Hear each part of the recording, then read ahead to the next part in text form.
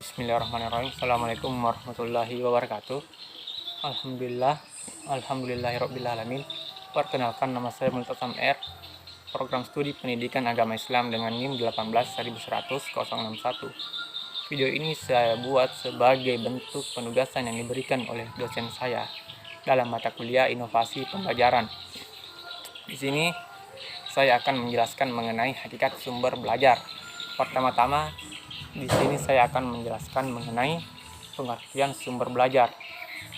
Dalam buku perencanaan pembelajaran yang ditulis oleh Abdul Majid, beliau menjelaskan bahwa sumber belajar yaitu segala sesuatu, baik benda ataupun orang lain, yang mengandung informasi yang dimana informasi ini dapat memberikan efek kepada peserta didik dalam proses perubahan tingkah laku. Dan yang kedua, saya akan menjelaskan mengenai fungsi sumber belajar. Yang pertama, pengembangan bahan ajar secara ilmiah dan objektif. Dan yang kedua, mendukung terlaksananya program pembelajaran yang sistematis. Dan yang ketiga, membantu pengajar dalam mengefisienkan waktu pembelajaran dan menghasilkan pembelajaran yang lebih efektif.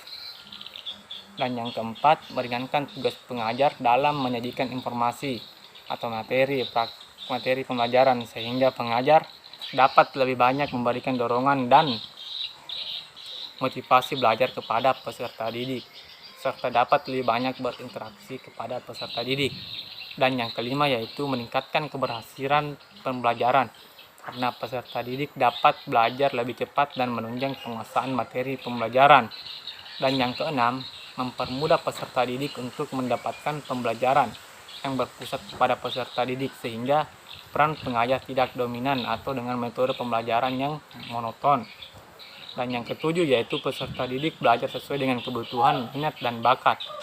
Dan yang terakhir yaitu memberikan informasi atau pengetahuan yang lebih luas, tidak terbatas ruang, waktu, dan keterbatasan indera. Selanjutnya di sini saya akan menjelaskan mengenai pemanfaatan sumber belajar. Pemanfaatan sumber belajar yang pertama yaitu ekonomis atau biaya. Maksudnya, apakah ada biaya penggunaan dalam penggunaan pembelajaran. Dan yang kedua yaitu teknisi, yaitu tenaga entah guru atau pihak lain yang berpartisipasi mengoperasikan suatu alat tertentu yang dijadikan sebagai sumber belajar. Dan yang ketiga yaitu bersifat praktis dan sederhana, artinya mudah dijangkau, mudah dilaksanakan, dan tidak sulit. Dan yang keempat yaitu bersifat fleksibel. Maksudnya sesuatu yang dimanfaatkan sebagai sumber belajar jangan bersifat kaku atau paten, tetapi harus mudah dikembangkan, bisa dimanfaatkan untuk mencapai tujuan pengajaran. Dan yang kelima yaitu relevan, artinya dengan tujuan pengajaran dan komponen-komponen pengajar lainnya. Selanjutnya dapat membantu efisien dan kemudian pencapaian tujuan pembelajar. Dan yang selanjutnya itu memiliki nilai positif bagi proses atau aktivitas pengajaran, khususnya bagi peserta didik. Dan yang terakhir yaitu sesuai dengan interaksi dan strategi pengajaran yang telah dirancang atau sedang dilaksanakan. Itulah materi hakikat sumber belajar yang sempat saya sampaikan. Mohon dan lebihnya mohon dimaafkan. Assalamualaikum warahmatullahi wabarakatuh.